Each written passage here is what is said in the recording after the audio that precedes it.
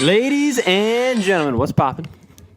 It's Matt Hicks, David Selfie with the Hicksey Nana podcast. Today, we're calling this the Captain's Podcast. We got me, captain of the baseball team. We got Dave, captain of Africa. And today, our special guest, Joe Shea, captain of the football team. So, Dave, what are we talking about today in this podcast? Well, I was just thinking about this week, and I was like, we could talk about in the podcast things we hate, because I've been watching a lot of things on the internet lately, and it's pretty much been a lot of negatives, and I just was thinking this would be a good idea to bring up in the podcast. So I was like, I'll bring it up to pitch it up to Matt, and Matt was like, sure, let's go with it, and here we are. So who wants to start off first? No, Dave, you all right. It's your idea, bro. All right. Okay, cool. All right. First thing I hate, guys. Again, I've said this a billion times. Liberals, and not all liberals. Not all liberals, guys. Not all liberals. Some of them I've talked to some of them. Some of them are actually pretty sensical. Some of them are actually pretty make sense. But then it's you see these ones on the internet, and you're talking about these extremely weird things you don't even think as a human being. Things that are far out there. I don't know, they don't make sense. That's the extreme cases, though. That's the far left. Yeah, I know, but now it's the media especially is normalizing your ideology, your radical ideology. It's you have to.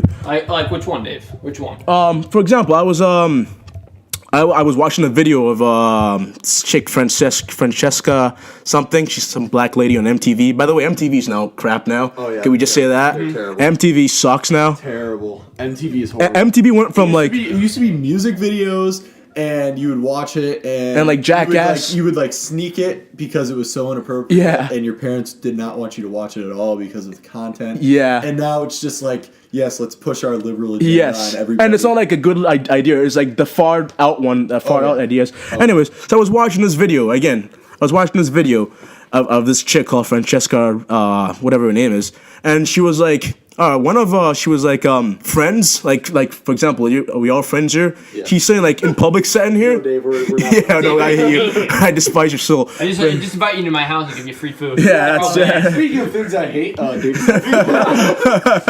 But anyways, no. And she was saying oh man, I don't understand why friends cannot hold hands in public. They should be doing that more often. These friends should be holding hands in public more often. It should be normalized. And I'm thinking, well, I'm sorry, I don't have to hold hands with my friends. It's not mandatory to hold hands with my friends. It's just weird and just completely odd and just, I don't know.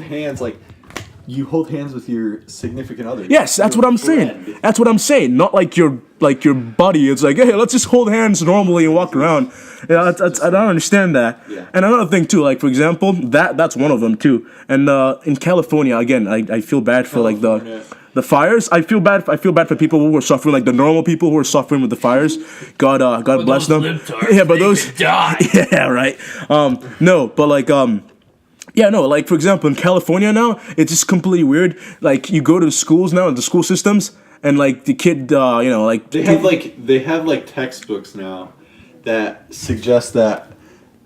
So there was this one, and it was George Washington may or may not have been gay. Yeah. And because he lived with this guy who was his butler or whatever, I think, or it was one of his close friends that he lived with, and they were he may or may not have done things with him, and I was just how can you put this in a school textbook? First of all, how do you even know that? Exactly. Yeah, you time travel or something. That makes sense a lot. All assumptions.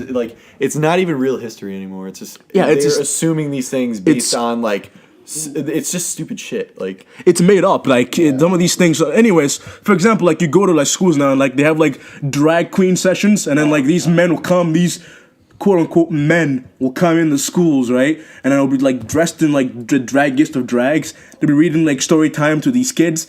And I'm sorry, and you're trying to tell kids to first of all to change your sex and all, change your genders and all that stuff. And I'm first of all, back in my day when I was a kid, all I cared about was coming home, playing Xbox, and doing fun things, not worried about my gender and my sexuality. These kids, they have if you think that you should change your gender, that's you obviously have something wrong with you, and the fact that the parents are keeping the delusion going it's insane to me because they're not doing anything but hurting them in the long run, because even after they get like their surgeries or whatever to fix their problems, quote unquote, the suicide rate remains the same, and it's a shitty situation. Instead of investing in the surgeries and doing all this bullshit, they need to invest in like some form of counseling instead, so that these kids actually aren't killing themselves. I agree with you. Yeah. Because, I mean, I'll stop. You want to say that? No, because I was going to say, like, again, as a young guy, you should be thinking of, like, your future, kids. You're trying to, like, force it on kids. Kids, you're supposed to be thinking of, like, where you're going to have when you come back home, like, for food, what you're going to be doing when you come back from school. Not like, oh, I feel like being an alien today, so I'm going to go for a sex change for that. Like, well, you're talking about kids that are, like, they're going to school and stuff. Some parents are giving, like, kids 2-3 years old, they're giving them puberty blockers. Yeah. Oh yeah. And that's a major health risk. Because the 2-year-old will say that they think they're a boy or some bullshit. It's not even that. The parents' argument is they want to give the child the opportunity to make decision for themselves. So instead of having, if I was born, if my mom gave me puberty blockers, technically I'm not a boy, nor I'm a girl, because I'm getting these puberty blockers. So by the time I'm like maybe 5, 6, 7 years old and I have like a conscious mind and I can, start, I was like, oh yeah, I want to be a girl. When you're in the womb, you develop your chromosome alignment, which is either XX or XY. And that determines your gender, not how you feel, not what body part you may or may not have. If these people want to deny basic biology based on the fact of how they feel, then it just sets up. It is. It's dangerous. Right. Like there's that show on TLC, I think. Probably TLC has all those bullshit shows. Yeah, that's where they have all these weird shows on. Fucking 16 and pregnant or whatever. But anyway, and it's like that, like Sky Girl or whatever her name is, or like I don't know what her name is, or actually his, but like when he was 6 years old, he was like cross-dressing and playing with like Barbie dolls. Yeah. But by the time he was 8, he was getting all these hormone treatments and basically like being given estrogen so that he could become a female, which is actually not biologically possible by any means.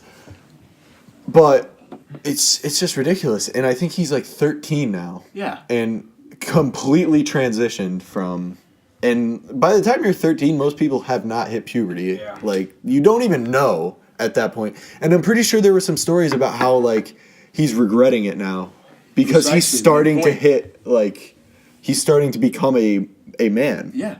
I mean, like, again, after a while, it's like you're having the parents are making these decisions for you at an early age. You don't even have, like, as you said before, the conscience, or as Matt said before, the conscience or whatever, to, like, decide your own, like, what you're going to do the next day, let alone, like, your gender. And that, I don't understand that at all. That bothers me a lot. Yeah, and then I think, if it's just, that's another thing I hate, just people who make decisions like that. And people who just don't think about things. And this is obviously a situation, but there's so many other situations of like kids doing dumb shit and like screwing their lives up. Just like if you just even look at Woodland, there's so many kids who have like got caught up in drugs and stuff and made stupid decisions based on like certain feelings they may have at a certain point. And if this podcast about things I hate, that's one thing that I do hate, because it's affected the football team definitely with like the whole vaping epidemic and everything like that. It's just ridiculous. You guys have been 2 guys suspended because of that. Yeah, we've had 3 in the past 2 years. It's ridiculous. Let's talk about that. Yeah, let's talk about this whole vaping culture that's coming to fruition. I think the most popular one right now, in my opinion, would definitely be the Juul. Oh yeah. I mean, you're looking around, people. The FDA is like doing stuff with that though. Because the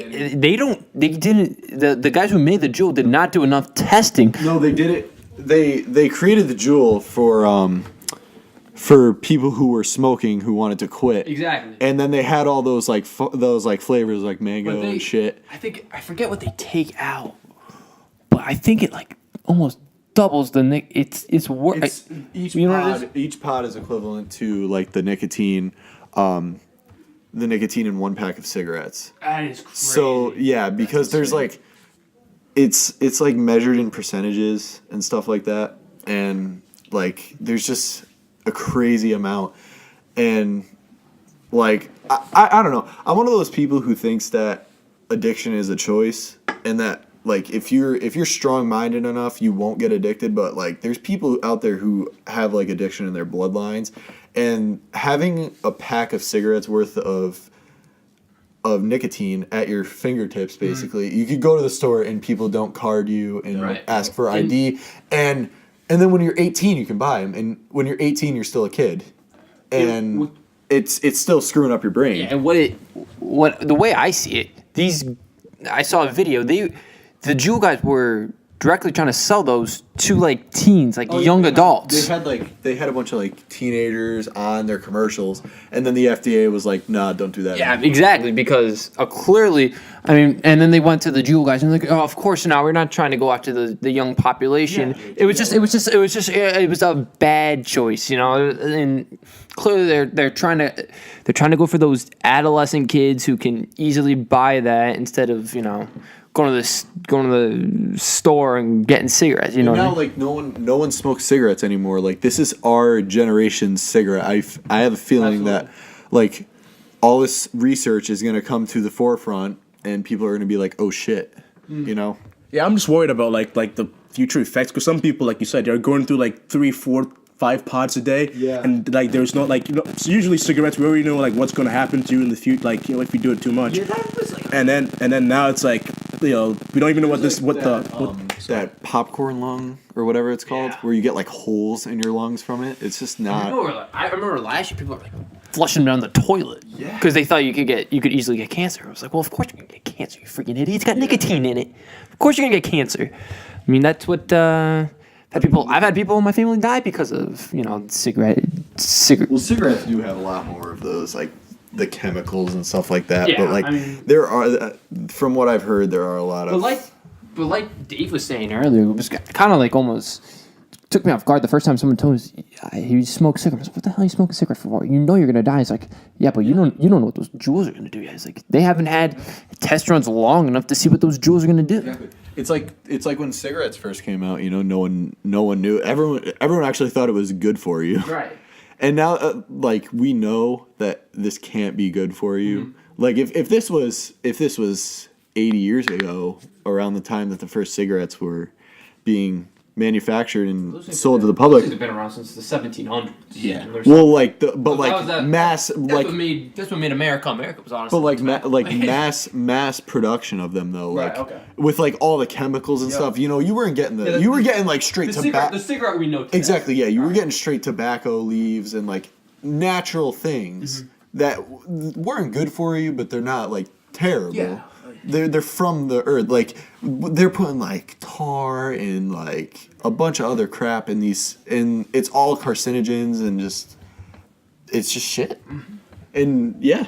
You know, I took what was it, usually before the previous years when I was in high school, I didn't pay attention to health class, but I think it was my senior year. I had it with one of your coaches, Coach Anderson, and he was going into details about, like, again, what he was talking about, what they put into these the cigarettes and whatnot. And I'm looking at them, I'm like, why would people smoke this still? Like, I know you said, you know, people don't smoke lots of cigarettes, but sometimes I'm driving down the road and I'm seeing people huffing and puffing on these things. So I'm like, you're practically smoking death in like doses. No, you're practically smoking death. It's just the nicotine has such powerful control over the human mind that you don't even care about your own health as long as you get an 8-second like buzz. Yeah. And it's sad because you would think that these kids would know, looking ahead. You know, they've had people die in their family. They see the effects, but they're like, "Oh, well, they've gotten rid of the cigarettes and stuff." I'm like, "Yeah, but the bathrooms are still getting filled like my dad back in the day used to be like, every time you go to the high school bathroom, you come out cigarette smoke." Now you go into the bathroom. He's like, at least you don't have that problem anymore. It's like, yeah, we still have that problem. Yeah, it smells like whatever vape flavor was getting passed around today. It doesn't smell like bathroom anymore now. It smells like you go in there. Like for example, I don't even know high school. You go in there, it's like when you go to the bathroom, you're supposed to smell piss and shit. But like you go in there now, it's like scented like things. I'm like, what? That's not a bathroom anymore. What is this? Like the candle store or whatever? What is happening? But yeah, no, that's just. I'm not even. It does smell like. It just smells like it smells like a candle store. Honestly, it does. But like, yeah, no, it's not. It's just. It's not right. Hey, Dave, you know something I hate? What? I hate the Yankees. Freaking hate that team. Dave, what team do you hate? The Patriots. Oh, Dave, tell me why you hate the Patriots. You know. What year was it? Joe, you can follow up. I know you're a Steelers fan. actually hate both of those. Hey, put it there. Yeah, no, I hate the Patriots. Was it? I forget what year it was. What was that year? 2014. Yeah, 2014. Again, 2 years out of the plane. You know, I'm just watching football. 2 years out of the plane. Yeah, because yeah. Fresh off the boat. No, but like I was watching the game by myself because I didn't really have any friends back in the day. But anyways, I was watching the game, right, and I'm rooting for the Seahawks to win. All of a sudden, that's my team, by the way. I like the Seahawks, and I'm watching the Super Bowl. All of a sudden, everything was going pretty smoothly during the first couple of from the first quarter to the third quarter, and then the fourth quarter it got more intense, and all things are happening, emotions are high and whatnot. And one dumb play that really pissed me off the most was I forget, it was like Malcolm Butler. Was it when it was when they had Marshawn Lynch? Yes. And on the 2-yard line they decided to throw it instead of giving it to Marshawn Lynch. One of the best power. Yeah. The best power That back guy in the was league. the definition of a tank. Yeah, he was. He would have just got No, but one. even that same year, like, all right, all the Patriots fans out there, you're gonna say, no, not fuck you. I live with a whole household of Patriots fans, but like, you're gonna say that every team cheats, but like, and you're right, but it's those who get caught, and it seems like the Patriots are always getting caught. What do you have to say, Matt? The lone Patriots fan in the room.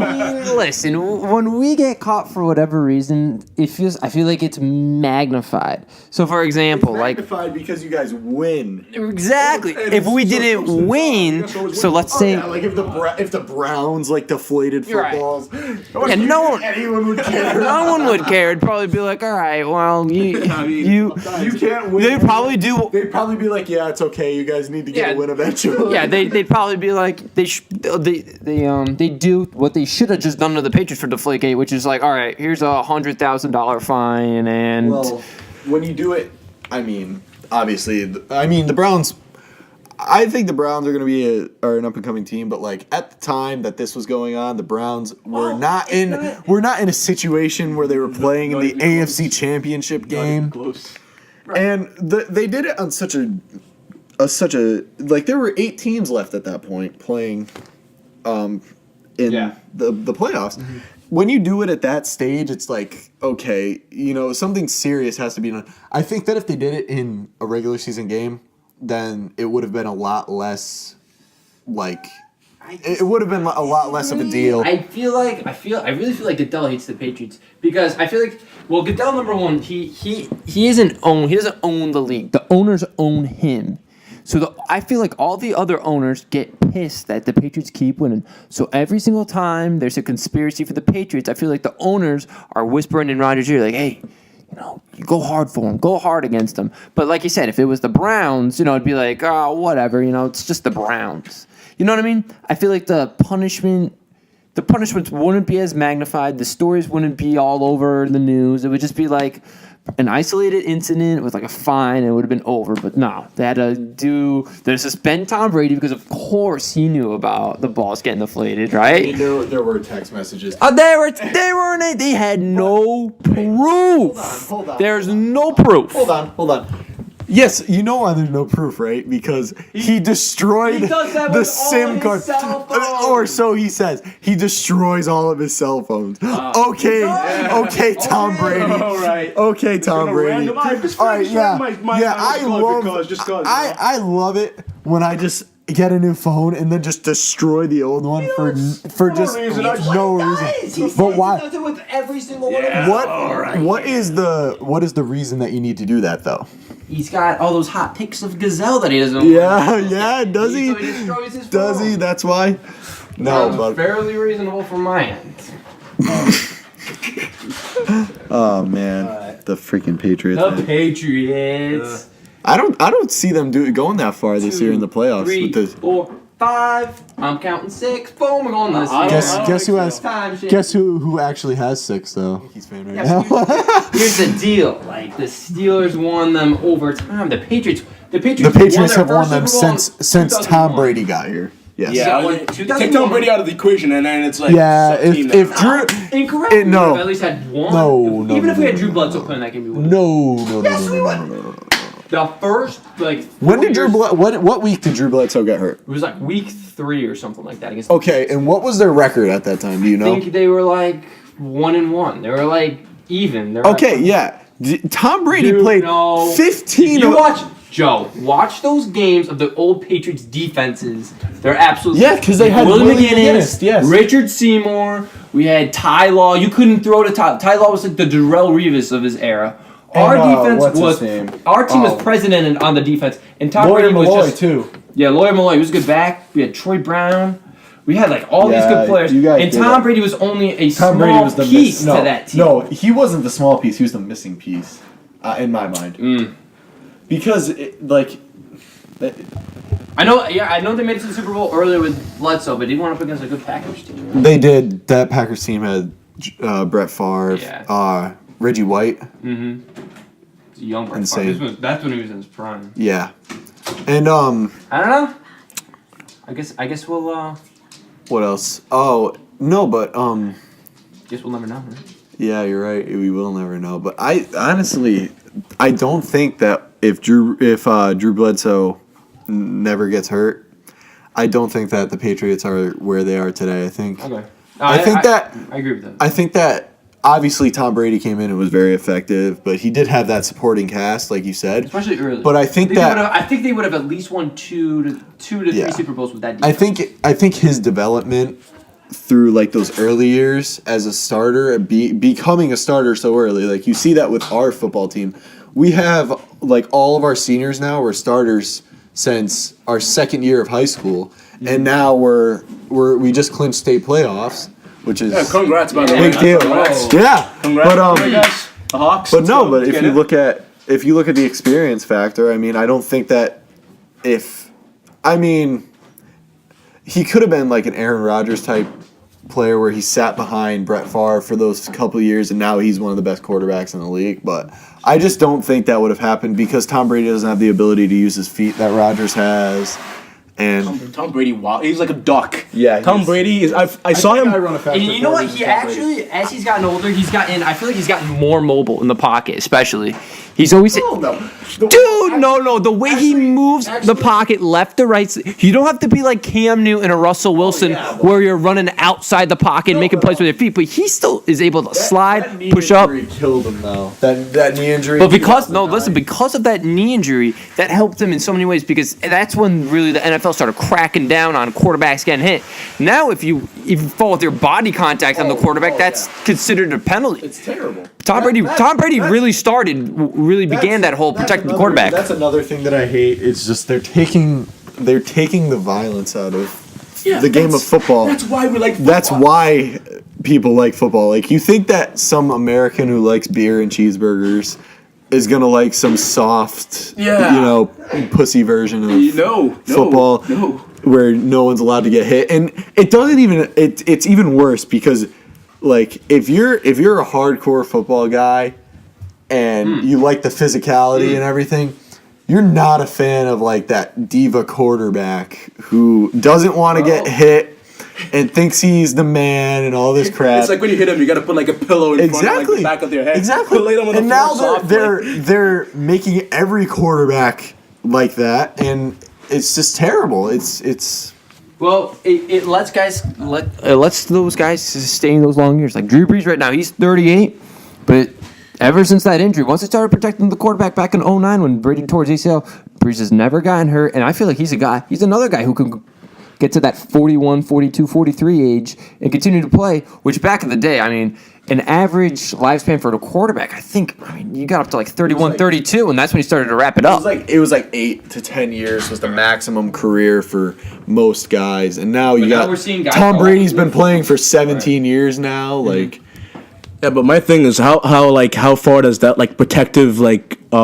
protecting player thing goes? Because then eventually it's going to turn into like flag football. You got to pull the flag. It's, instead of being a hardcore American impact, impactful game. It's like, oh, let's play patty cake in in front of everyone. We don't want that. That's what I'm saying. You know, you gotta do it to a certain point.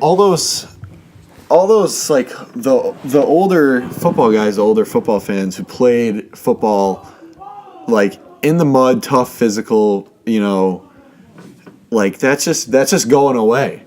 And I'm old school in that sense that I like to play football where you go out there and you try to hurt the guy in front of you. Can I just say, Joe Shea playing football in mud is like watching a shark swim through water. That's what I'm saying. He just flows perfectly well in the mud. He's like, the mud helps him. I swear to God, he's mud man. Anyway, sorry for stealing your thunder. Sorry. Oh man, but no, that physical aspect of the game is going away. You see a lot less. There's a lot less guys that are willing to play through injury now, and like you have Walter Payton playing with a 103-degree fever in the flu, and now you've got LeBron James sitting out because he doesn't feel like playing. Like you're getting paid. That's your job. $1 million for every game that you go out there, and you're gonna sit out because you don't feel like playing. It's just. They have this beta boy mentality going into football. They need some true alphas like us, Joe. Guys that are gonna go out there. Yeah. Guys gonna go out there. Put in 110% in there and just go out there and have a game. That's what we need. Pull my neck at Oliver's. Pull my back. I'll pitch, coach. Put me in there. No, but honestly, all of this is at least how I look at it. But there's a lot of guys who come back. They played in the earlier years, and they come back and they coach us, and we always hear stories like one of our coaches. He played his entire senior season at wide receiver with a broken wrist. Right. And you always look at that and you're like, I wish I could be that tough. And that toughness mentality is, I think, more necessary in football now because people are just afraid to get hit at this point. There's some quarterbacks who are not supportive of that rule, but most are just like, yeah, I don't want to get hurt. Yeah, Every time you step on the field, you could die on any given play. You could die. If you look at what happened to Dante, that could happen to anybody, and that's a part of the game. I mean, it's I don't know how to describe it, but it's what you sign up for. You gotta do what you gotta do to win. And back in the day, I've talked to there's this one sub we had once who was telling us about the 03-04 teams, the ones that won championships. Yeah. Those guys used to do 2-a-days during the semester. They used to do 3-a-days in the summer. They used to do 2-a-days. They would continue to do 2-a-days during the fall semester. They'd all put their study block on the last block, and they'd go out and they'd practice early. Oh and then they'd stop, and then they'd play again at night. Yeah. So the that's not legal anymore though. I know. It's not legal at all. Of course not. But 3-a-days are not legal, and you can only have a certain amount of 2-a-days. And everyone has that rule now. Well, there's that. I swear, Joe, if they did that this year, I bet you half the teams would quit. Oh yeah. People would complain about just having the people hate 2-a-days. Dave, when you were a junior, they would have those 1-a-days, and guys were dropping dead because and he's so intense. You know what they used to in 2004, they used to come to practice in the morning. They'd have a 45-minute to hour break where they'd have one giant Subway sandwich, right? And they just cut it up and they'd eat it. drink some water, get hydrated, and then they'd go back on the field at noon, and then they'd practice again for 2 hours, and then they'd have another Subway sandwich in the cafeteria, cut it up, have however many slices you wanted, replenish the electrolytes, have some water, and then they'd go back out and they'd practice until 5 o'clock, And look what and then happened. you go home, and then you sleep, and then you do it again the next day. And then that goes on until August is over. You make it through August, and then you're home free, and then you're into the heat of the season with all your games, and you're just worried about staying healthy through all the practices. The practices get tough, but the dedication can't change, because if you look at some of the years that we've had, we start strong, and then at the end it kind of just falters because some people lose that fire that they have at the beginning of the season to play, and that stuff can't happen. But you look at the results from when we used to do those 3 days, 2 state championships, and I think they won 22 straight games or something like that. And then the one game that they lost in 2005 was because of injuries. And I think I remember. It was Coach Anderson was telling me about it. He said it was because of a bunch of injuries, and they really in reality shouldn't have lost that game. And then they went into the state championship that year and just destroyed everybody. But you can't argue with results, and I mean, I don't know. I think the dedication has changed, and not as many kids want to play football because of the whole head injury thing. And I think they're just pussies. Yeah, that is it. That is it. It's also parents though. Your brothers wasn't allowed to play. Right, but my mom She gave in eventually. I feel like my mom's just more educated. My mom she read about it. I feel like some parents they have to be yeah, whatever, you can play, but I just feel like most of the kids would rather go home and play video games all day. That is a part of it. You can't win championships if you play games all day. Exactly. You gotta go on there. You gotta put in the work. And I see kids all around school. I'm like, you should be playing ball. You should be playing ball. Yeah, and these kids. I mean, again, I feel like I don't feel like it's. People say it's the head thing. I feel like I just don't think these kids, they don't care. My thing was, I don't know, for some reason when I was a freshman, I love football, and I kind of go back and think oh, what would my life be if I did play football? I'd probably be a little bit stronger, maybe a little cooler. Maybe I'd end up being a pretty good football player like my brother. But I guess for me it was Jason has stepped up big time. I mean, he's went from his last year having no idea how to play football to this year actually contributing on a varsity team that's just going to the state playoffs. Yeah, that's been one of the best we've had. Yeah. This is the best team we've had in 5 years. It's crazy. It's crazy. But I just think back when if I was a freshman, oh dude, what if I played football? That'd been so cool. Maybe I'd be a tight end, or maybe I would have maybe I could have been the quarterback. I'm a pretty tall guy. I could throw the ball pretty well. I think about that a lot. I think for me it was more of a fear thing, because I had looked up to these guys. I had looked up to the guys like Tanner and it's just really that entire team. That team was so cool. Yeah. And I just was I felt like those guys were on another level, and I was so I was kind of that fear element scared me away from football more than the dedication. It's kind of been like that this year. You got kids in the school that are just this year, man. They talk about all of us we're on some different level, yeah. And it's really not. It's just it comes down to we've been working for this since we got on that field sophomore year, and just we're getting our asses kicked, and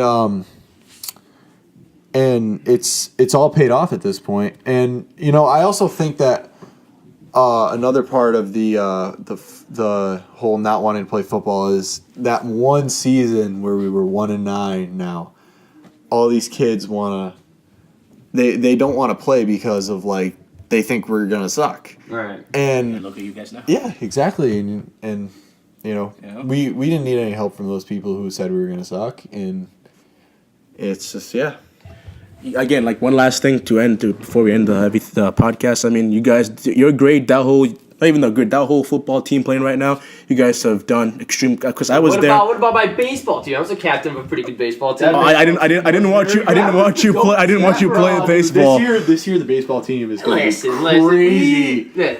Our team, though, we laid down the foundation for these kids.